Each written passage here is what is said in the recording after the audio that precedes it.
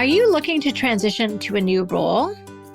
Keep listening to know why it's so important not to leave a leadership vacuum. Hi, Shannon Waller here, and welcome to Team Success. Today, I want to talk about something that's come up with a couple of conversations with some very successful team leaders who are actually stepping into what is essentially the visionary or the CEO role of the company and how important that is. So I want to share some of my thoughts about that because I think if you're a visionary looking to take more free time or to step into a more advanced role, or actually even just kind of really only doing your unique ability and only doing those things that you want to do and kind of stepping out of that main leadership role in the company, or if you're someone who is stepping into that role and a little nervous, a little scared about what could happen, whether or not you're ready, all of those things. That's the conversation that I want to speak to. And I have to tell you, to me, it's such a privilege to have these coaching conversations with my clients. I appreciate them. I appreciate the challenge. I appreciate the fear level. Definitely requires some courage to step into that role. It also takes courage to step out of that role if you're the founder. So I really get both sides of this. But my main message here is how critical it is for the entire organization and your clientele.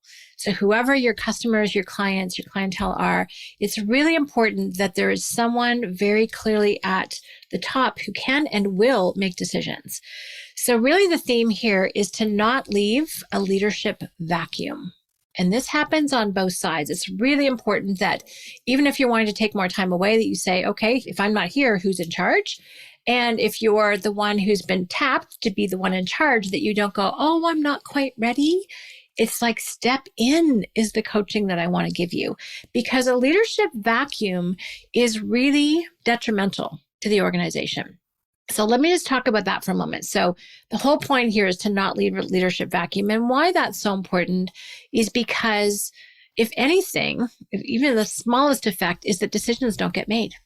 Things slow down. People don't know what is what. There's no one there providing direction. And we talk about at Strategic Coach, the whole way to create value is to do three things: provide leadership, relationship, and creativity. Leadership is providing direction. By the way, please only provide direction when you know what you're talking about.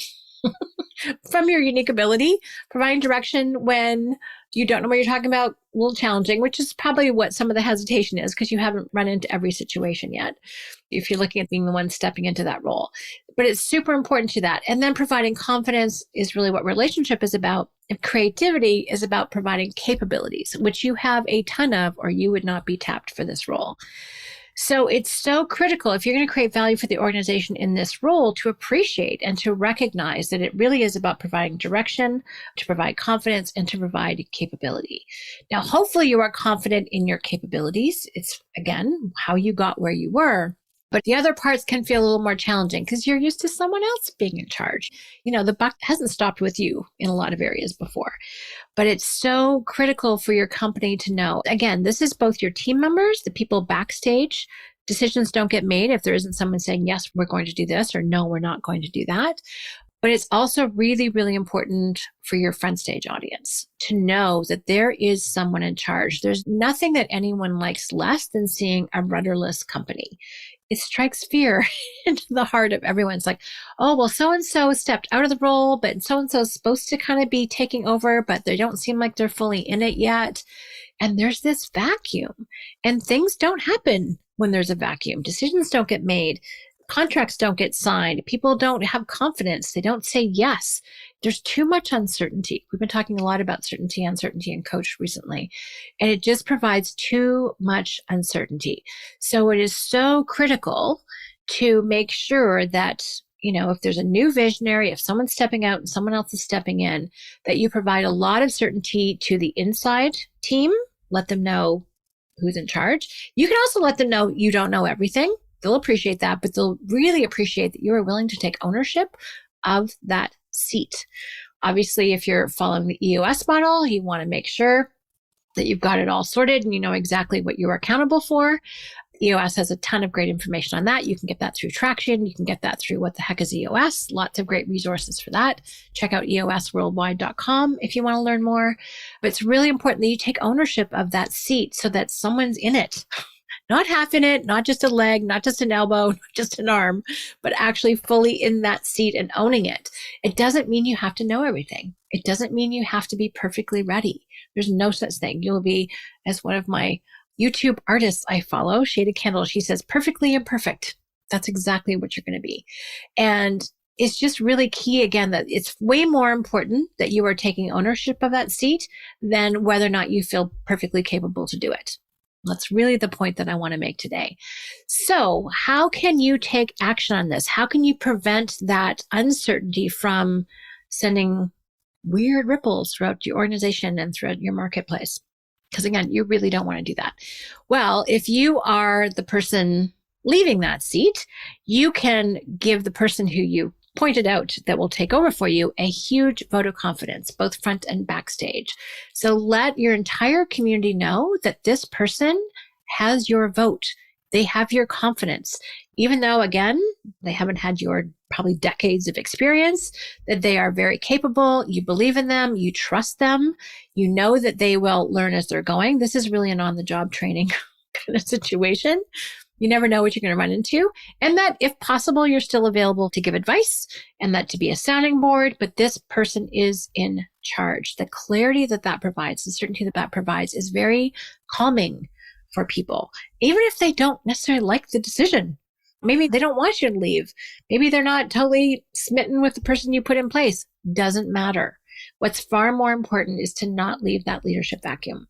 Now, how can you take action on this if you are the person, going into this role and you're kind of feeling a little, my favorite word is wiggly about this. You're feeling a little uncertain, a little unsteady on your feet. Well, first of all, you can know, just please know that it is far more important for you to take ownership of that seat than, again, for you to be perfect at it. So number one, a far worse consequence is being half in or half out. So fully commit to that.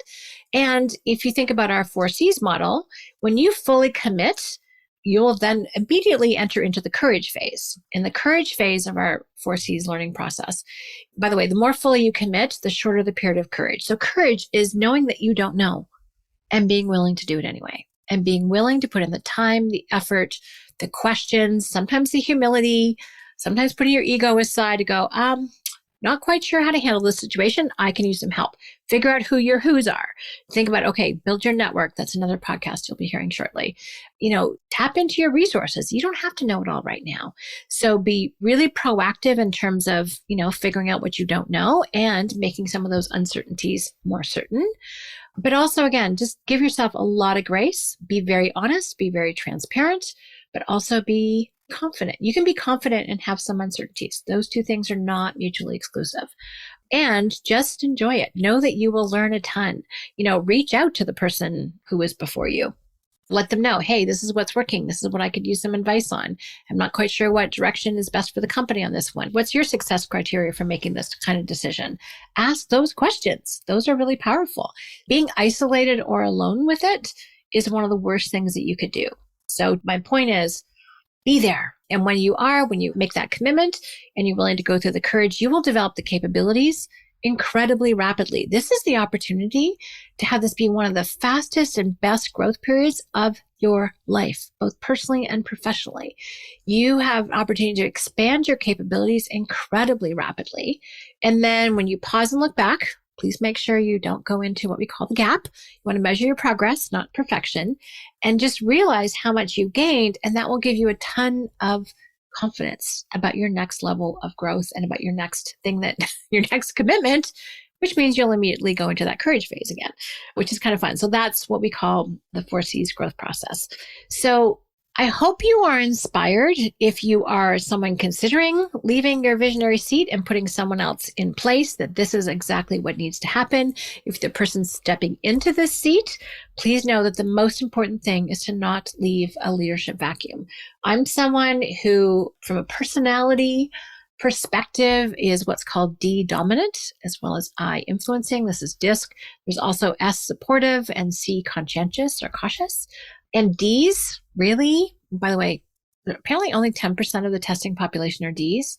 And I realized I must know every single one of them because most of strategic coach clients are Ds. But we really cannot stand a power vacuum. We do not like it when someone's not in charge, which is why we often end up being in charge. Hopefully that's where we're supposed to be in terms of our knowledge and what we care about, but it's really critical. So if you're leaving that seat, super important to tap someone capable that you're confident in. Again, they don't have to know everything yet, to make sure that don't leave a vacuum. You know, you hate that if you're this personality type, but know that a lot of other people don't either. And they want something to support. They want something to contribute to, but someone needs to be owning that seat. All right. I've said that often enough. Hopefully this is inspiring. Hopefully this has answered a few little thought bubbles or questions you had in your mind. But whatever side of the adventure that you're on, or if you're watching this happen in your own organization, share this conversation. Let people know, hey, this might be where we're at right now. Super important to make sure that organizations always have someone in charge, because that's providing leadership and direction, which is what all of us are looking for, both from front stage perspective and from a backstage perspective. We appreciate when someone provides direction. All right. Thank you so much for listening. I hope you've found this inspiring and helpful. If you have any questions or comments, as always, please let us know at questions@strategiccoach.com. And here's to your team success.